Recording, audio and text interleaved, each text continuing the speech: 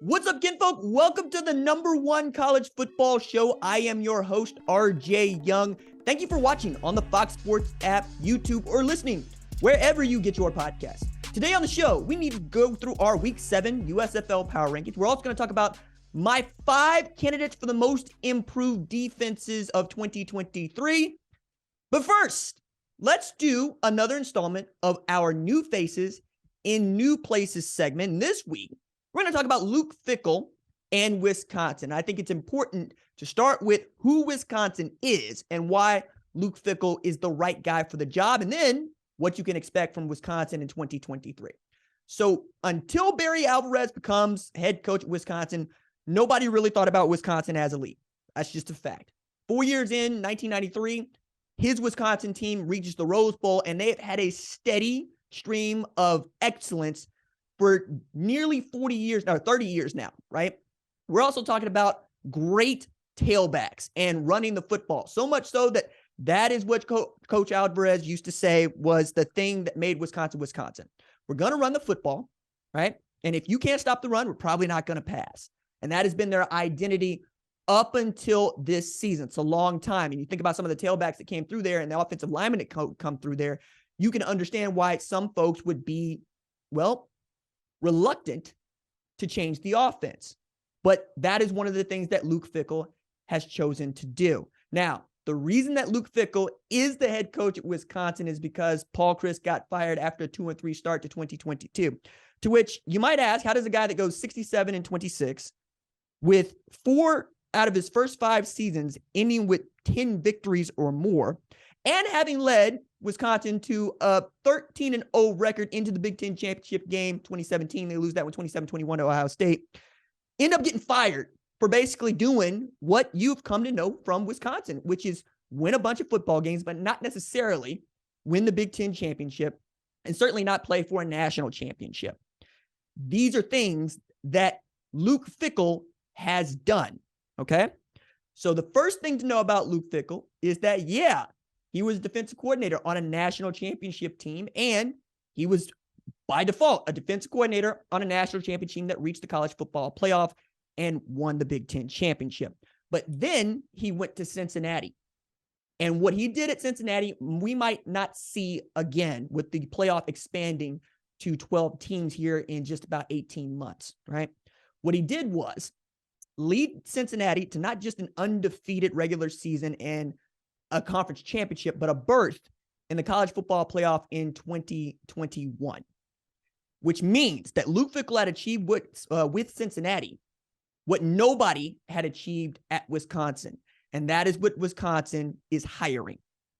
I understand how some folks are still very much loyal to Coach Chryst, and I can understand that. I also see why, if you are running Wisconsin and you would like to see the Badger football team break through, you would go get a guy who has been seated and understands the Big Ten and has also achieved at a high level with, frankly, fewer resources.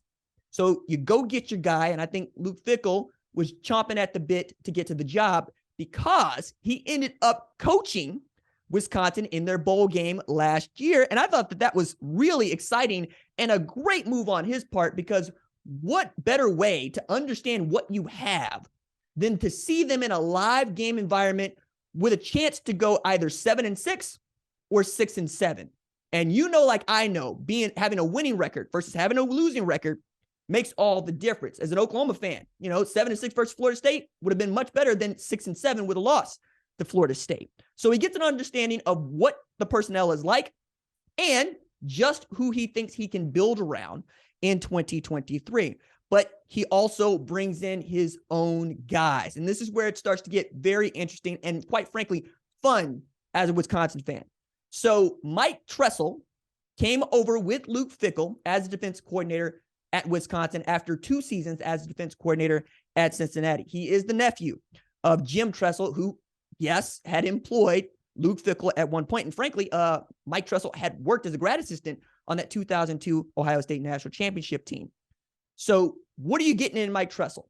Well, you're getting a guy that developed Sauce Gardner into a consensus All-American, into the guy that would become an All-Pro in his rookie year and win Defensive Rookie of the Year in the NFL just this year with the New York Jets. You're also talking about a guy that helped develop Kobe Bryant, Kobe with a C-O-B-Y, not a K-O-B-E, who won the Thorpe Award in 2021.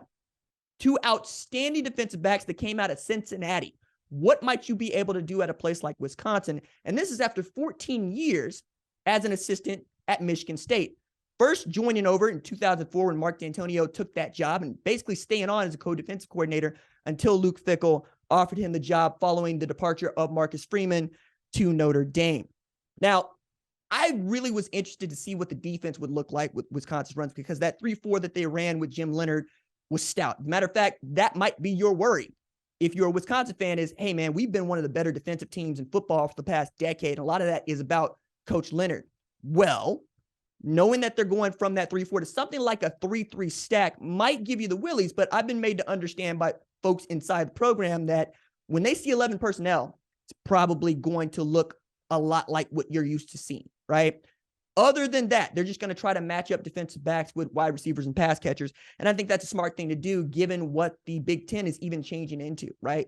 Michigan will throw the ball. Ohio State will certainly throw the ball. Purdue is going to throw the ball. As a matter of fact, when you're getting down to it, you're talking about perhaps Nebraska, maybe Iowa, and Illinois as teams that you might think of as we're going to run the ball until we can't anymore. And that's a great way to build a program. Just look at what Brett Bielema, a former Wisconsin Badger head coach, has done at Illinois and turning into a pretty doggone good football team and one that scared the hell out of the Big Ten champ that is Michigan during the regular season.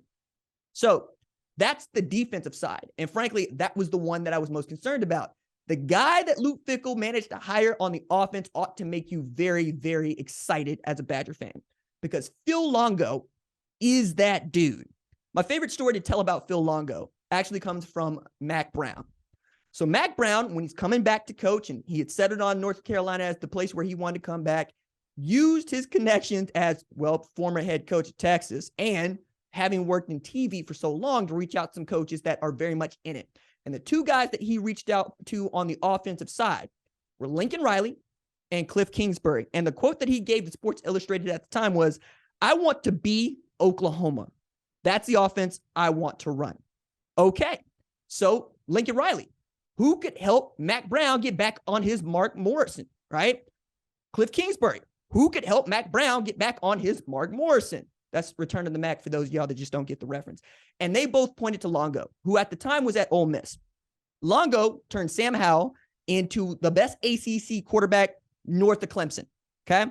And turned Drake May into a Heisman frontrunner this year after May did what, frankly, only Heisman Trophy winners do. So since 2010, he is one of just a few guys to throw for 4,000 yards, 35 pass TDs, rush for 650 yards with 7 rush TDs in a single season. That was last year. The other quarterbacks that have done it since 2010, Kyler Murray, Deshaun Watson, Marcus Mariota, Johnny Manziel, and RG3. So that's 4 Heisman winners and Deshaun Watson. That's not bad. That's not bad. And he brought with him to Wisconsin former UNC O-line coach Jack Bicknell Jr. So you understand that the run game and the pass game are going to be married into a kind of pro-raid, the kind that Lincoln Riley made famous at Oklahoma. And certainly a dude that knows from quarterback play because, again, Mack Brown asked 2 of the better quarterback developers in the sport what they thought.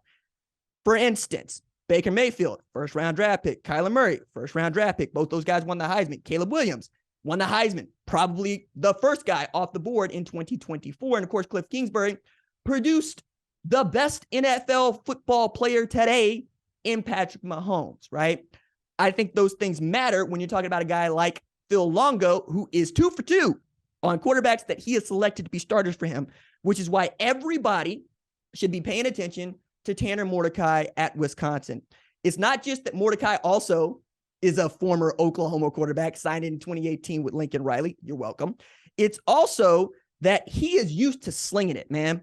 He had back-to-back seasons of 3,500 pass yards, 30 TDs, and 12 or fewer INTs at Southern Methodist, okay? You give him some dudes, you let him cook, and you see what you got. And then the run game, it's already there for you. Braylon Allen, we all know, is a dude. That's a freshman, sophomore year with back-to-back 1,200-yard rushing seasons and at least 10 TDs. also Chez Mellusi, right? You'll remember that Javonte Williams and Michael Carter were doing work at UNC. So he knows how to use two tailbacks and a great quarterback to go score a bunch of points. And that is what you are looking to do at Wisconsin, because that is what you haven't been able to do. If you go down by 3 touchdowns, do you have the kind of offense that can wipe that out?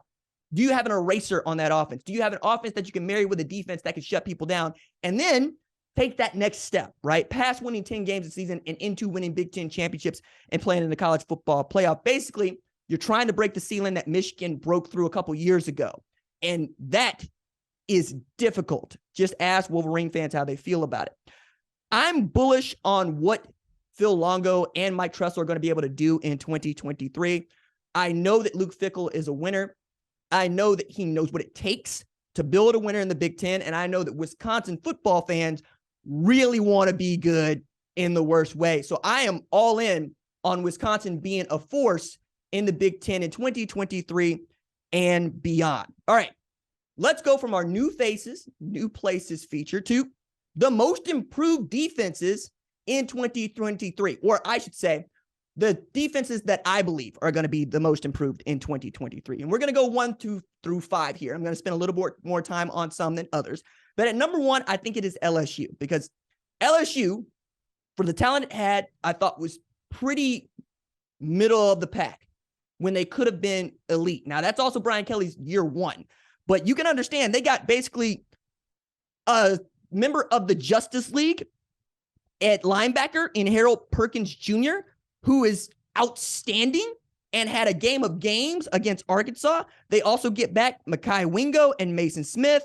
Mason Smith, who famously had a season-ending injury on a celebration in the first game of the season, but also a dude that has already been marked as a potential first-round draft pick in 2024. Wingo was also an AP All-America third-team selection. And then they added some more guys in the transfer portal, notably Omar Spates, who's coming from Oregon State, where he helped lead Oregon State to their first 10-win season since 2006 and received all Pac-12 honors for his efforts after recording 83 tackles. And then I think that the place where they actually might be the most thin is at corner. But you add guys like J.K. Johnson from Ohio State, you add an FCS All-American from Southeastern Louisiana, and all of a sudden the SEC West champs look like defending their crown. Number 2 on the list for me, Penn State Nittany Lions. The reason that I have Penn State here is because I just don't see a place where they have a hole, which is an outstanding thing to say. And frankly, an infrequent thing we get to say in the age of the transfer portal where guys are coming and going. It feels like Manny Diaz has the sort of defense that can help James Franklin return Penn State to its 2016 form where they're competing for a Big Ten championship because they were right there on the cusp last year. And this year, they return guys like Chop Robinson, Abdul Carter, who recorded 10.5 tackles for loss, 6.5 sacks, and 2 forced fumbles as a true freshman in Manny Diaz's scheme. Tyler Elston, Kobe King, Curtis Jacobs fill out that linebacker core. And what I thought was really interesting is that's a linebacker core without a single senior. And that defense, for that defense, is probably the weakness, but that linebacker core is a strength almost anywhere else in the country. I'm really excited to see what Manny Diaz's aggressive style can bring to Penn State in this 2023 season where Drew Allar's going to have guys, but he's also going to need some help from the defense, this being his first year as the guy at Beaver Stadium. Now, number 3 on the list, I got Ohio State here. The Buckeyes are still searching for their 2019 form.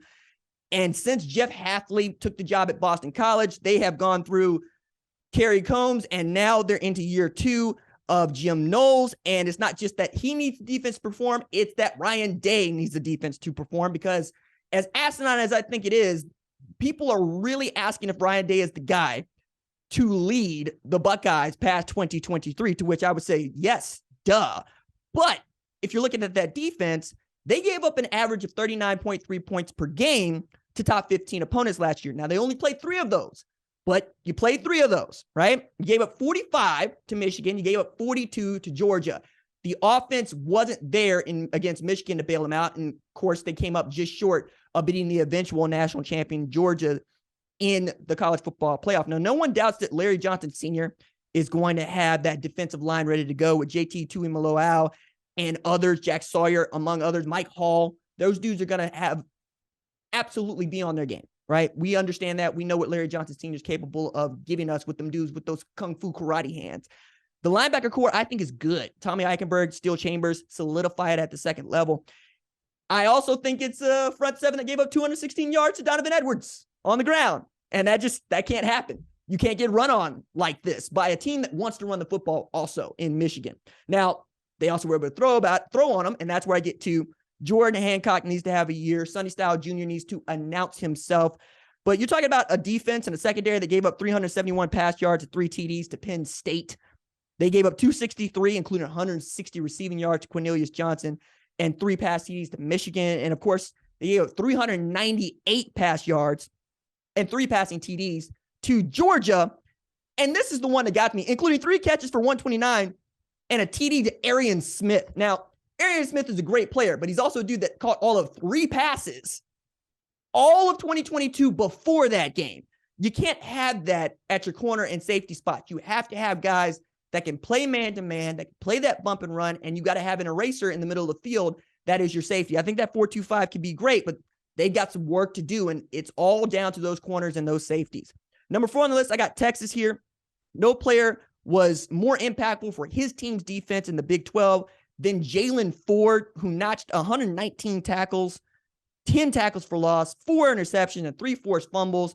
If he would have been selected for first team All-America last year, I would not have batted an eye. That's how good he was. Now, there was no room left on that particular depth chart, but my goodness, was he ever a player. They also add some guys that I really like in semifinalists for the Thorpe Award, Jalen Catalon, and they get back Ryan Watts, who I think the world of. Ryan Watts is not only a great cornerback, he's a great person. And if Vernon Broughton II actually plays the way he looks, watch out, man. Like, I've been watching Vernon since he was in high school, and that dude has looked like an NFL specimen since he was in high school. Add him to Alfred Collins. Add him to what you have on that defensive front, and Pete Kwiatkowski finally figuring this thing out in year 3. I would not be shocked to find out they go down to Tuscaloosa and they get the W that they should have gotten on the 40 acres last year. They just needed Quinn Ewers to stay healthy. And then number 5, Oklahoma.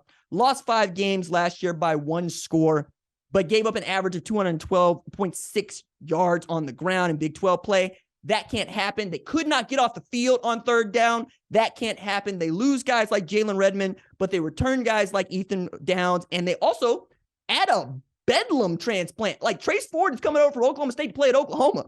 You want to know how Oklahoma State feels about it? Just go check the boards. They are not happy about it, but he understands like they understand, right? He's getting an opportunity to go play, and he's going to be, I think, outstanding on their front. And they add dudes that I really enjoy. Deshaun McCullough joined up from Indiana. He is outstanding as a pass rusher, and they're going to have him playing primarily in the second level. Notre Dame defensive tackle Jacob Lacey transferring over. You got another dude in, my goodness, the speed that they have at defensive line and the speed that they have in the secondary, you're going to have to pay attention to. Track speed. Jaden Rose, 10.46 in the 100. He's also 200 pounds. Gentry Williams ran 47.7 in the 400, right? And 21.1 in the 200. That's flying. You got Peyton Bowen. You got Billy Bowman. You got Key Lawrence. You got dudes. It's just you need to put them all together in Ted Roof's year 2. And frankly, you need to get on the good foot, this being Oklahoma's last year with Texas in the Big 12 before they make the big leap to what is the best conference in football. That is the SEC. Okay, let's do away with our most improved defenses, or what I think are going to be the most improved defenses in 2023. And let's do our Week 7 USFL Power Rankings. Let's start with this. If the playoffs started today, the North would be represented by Philadelphia and Michigan, and the South would be represented by Birmingham and Memphis. Memphis started the season 0-for and then went on a run, but they've got wins against New Orleans and Houston, 2-1 against those teams, and that's why they would get the spot. So naturally, at number 1, I had the Memphis Showboats, who I think, dead last just a few weeks ago, but that's the tear that they have been on with, my goodness, 4 straight wins after starting the season 0-3, and Todd Haley saying, we got to get a move on if we're going to do this. They beat Houston 23-20 at Simmons Bank Liberty Stadium, and Derek Dillon is becoming a star for them. It's another dude that is breaking out when they need him to break out. 64-yard break tackle, yak attack for the game-winning score to put them on the good foot, and I think you got to go with the team that's charging. If Al Capone's Whoop That Trick came on, you would understand because they actually did play that at the stadium. Let me tell you about Memphis.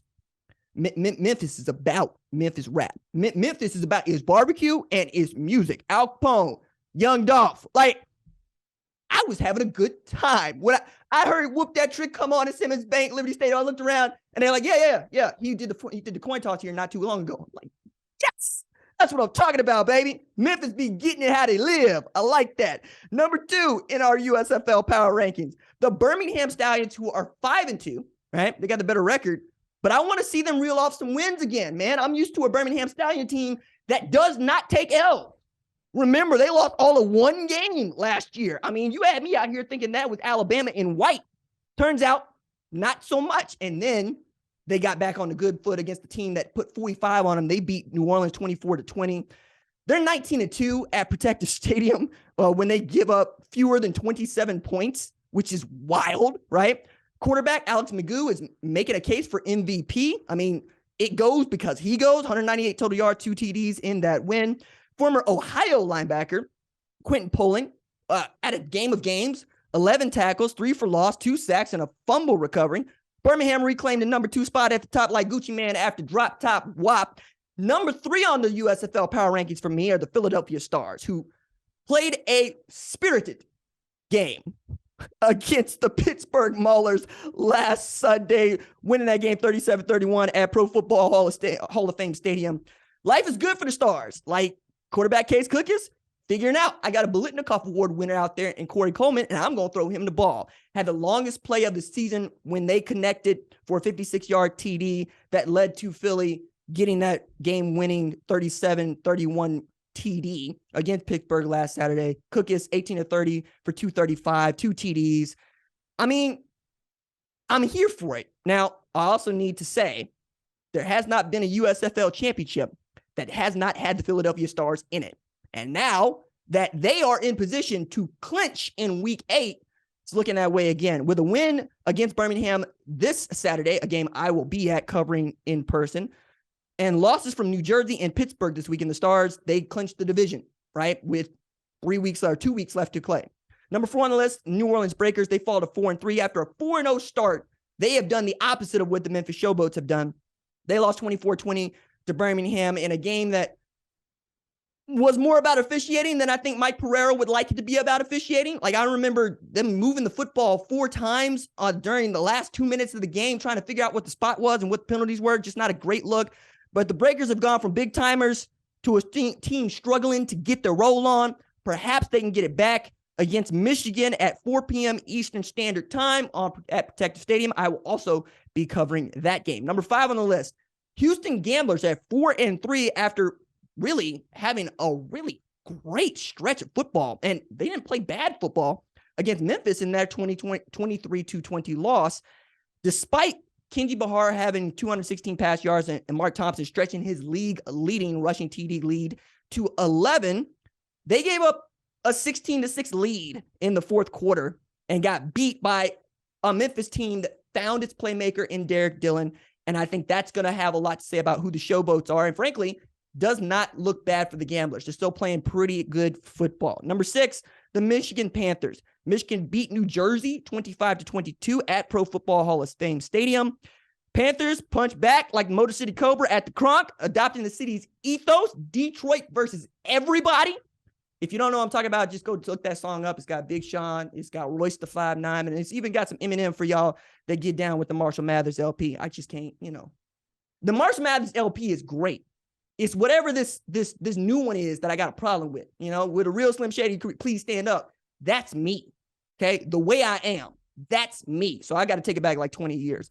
I don't have to take it back that far from Michigan to get a win though. I mean, 5-catch, 121-yard performance for Joe Walker, an 81-yard rushing performance for Reggie Corbin, and then a 97-yard kick return for TD from Caden Davis. I don't know if you've been paying attention, because I've been paying attention, because I've literally watched every single USFL game that has been played since his return in 2022. It's a lot of football.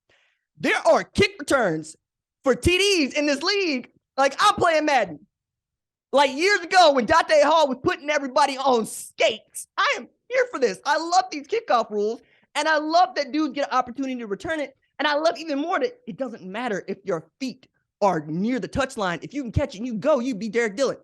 You can go be a superhero, baby. 109-yard return on a missed field goal. I'm here for that. I love that. Number 7, I got the New Jersey Generals. They lost to Michigan 25-22. This is not the New Jersey General team that we saw last year, but frankly, all the games that they lost this year are games they would have won last year. I think the margins are just that thin. DeAndre Johnson needed to be carted off with 8:34 left to play in the game. Kyle Lauletta led the offense to within a score of tying the game, but they failed their 4th and 12 conversion attempt, which I really love. In the USFL, if you're not paying attention, you can opt for a 4th and 12 play from your own 33-yard line rather than an onside kick. And again, if I'm playing or I'm coaching, we go on for it every single time we score. Why would I ever want to give you back the ball? But then again, I'm a quarterback at heart and I want to have the ball, and defense is for the CPU to play. It ain't for me to play. And then number 8, the Pittsburgh Maulers, they lost 37-31 to Philly. I think that they've got the best defense in the league. They just can't get an offense to match it. They got dudes on that defense and they were showing out. They also have a great kick returner in Isaiah Henney, but the Maulers are putting people into a space where we're going to have to start saying nice things about Frick Park Market, where we're going to have to start saying nice things about Blue Side Park, and we're going to have to start saying nice things about how everybody wants to put Heinz on whatever it is that they're trying to eat out there. We're going to start fighting about whether it's Carnegie or Carnegie. Again, if you're Pittsburgh, you get all those jokes. If you don't, thank you for riding along with me while I'm having a damn good time doing this here show. And that's going to do it for this episode of the #1 college football show. My thanks as always to our lead producer, Tyler Wojak. Our senior producer is Catherine Donnelly. Our director is Kyle Holly. Our social media maven is Javion Duncan. Our production assistant is Kiara Santana. Our lead of screening is Jack Coakley. I'm the host, RJ. We will see y'all on Friday. Deuces.